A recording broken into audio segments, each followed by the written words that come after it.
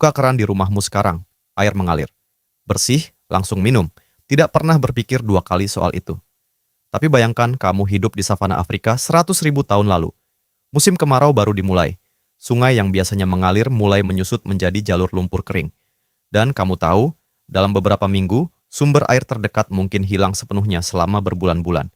Apa yang kamu lakukan? Tubuh manusia bisa bertahan tanpa makanan selama 3 minggu. Tanpa air, kamu mati dalam 3 hari. Air bukan kemewahan. Air adalah batas hidup dan mati yang paling ketat yang pernah dihadapi nenek moyangmu. Dan mereka memecahkannya dengan cara yang jauh lebih cerdas dari yang kamu bayangkan. Mulai dari yang paling mendasar, mereka membaca tanah seperti kamu membaca peta. Antropolog yang mempelajari suku Hadza di Tanzania, salah satu kelompok pemburu pengumpul terakhir di dunia, menemukan bahwa mereka tahu lokasi puluhan sumber air tersembunyi yang tidak terlihat dari permukaan. Bukan sungai, bukan danau, tapi kantong air di bawah dasar sungai yang kering. Caranya sederhana, tapi butuh pengetahuan turun-temurun. Sungai yang mengering di permukaan sering masih punya air mengalir di bawah pasir, beberapa puluh sentimeter ke bawah. Tanaman tertentu yang tumbuh di area itu, akar dalam, daun hijau di tengah musim kemarau, adalah tanda bahwa air masih ada di bawah. Nenek moyangmu menggali lubang di titik-titik itu dan air mulai merembes naik. Ini disebut soakage hole, dan teknik ini sudah dipakai selama puluhan ribu tahun, jauh sebelum ada sumur modern. Tapi menemukan air hanyalah setengah masalah. Setengah lainnya, bagaimana membawanya. Bagaimana menyimpannya cukup lama untuk bertahan melewati musim kering yang bisa berlangsung berbulan-bulan. Disinilah kreativitas mereka benar-benar muncul. Kulit binatang yang sudah dibersihkan dan dijahit rapat menjadi wadah air pertama dalam sejarah manusia.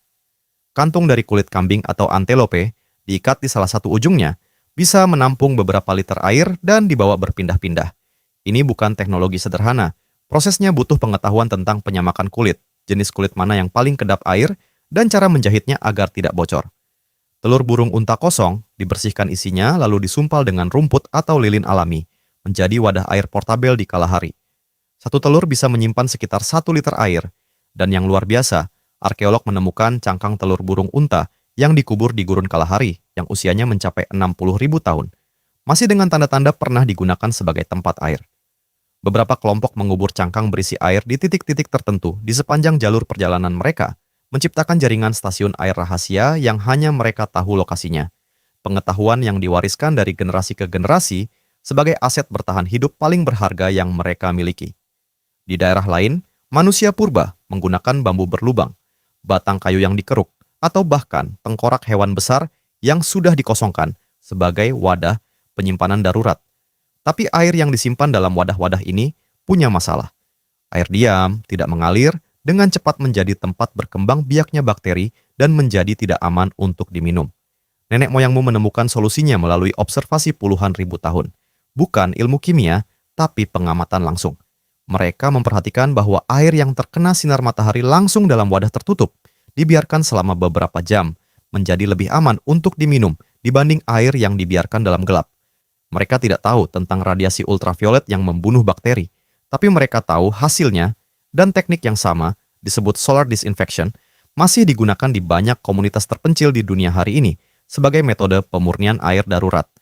Mereka juga menemukan bahwa menyaring air melalui pasir dan kerikil menghilangkan partikel kotoran dan membuat air terasa lebih bersih.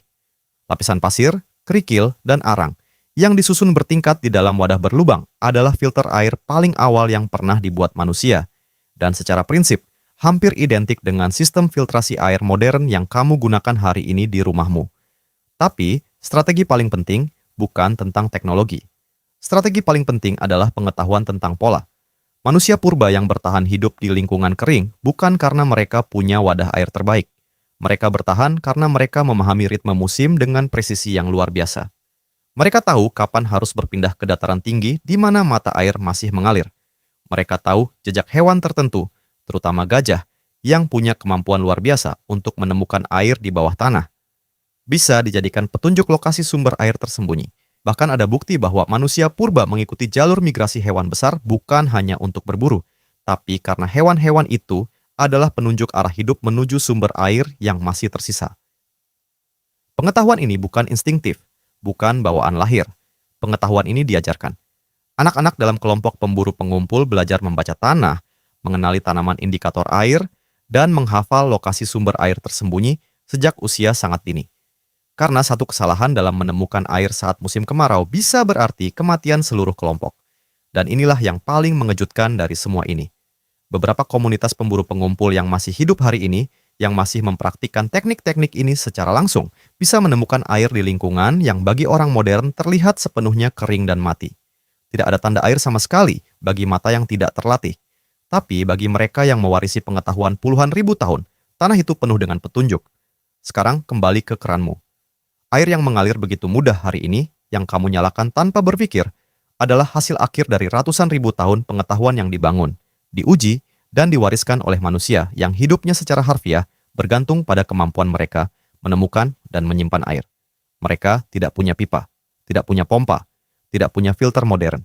Tapi mereka punya sesuatu yang mungkin lebih berharga, pemahaman mendalam tentang tanah, musim, dan tanda-tanda alam, yang sebagian besar dari kita sudah lupa cara membacanya. Keran di rumahmu baru ada 100 tahun. Pengetahuan yang membuat manusia bisa bertahan tanpanya sudah berumur 100.000 tahun lebih.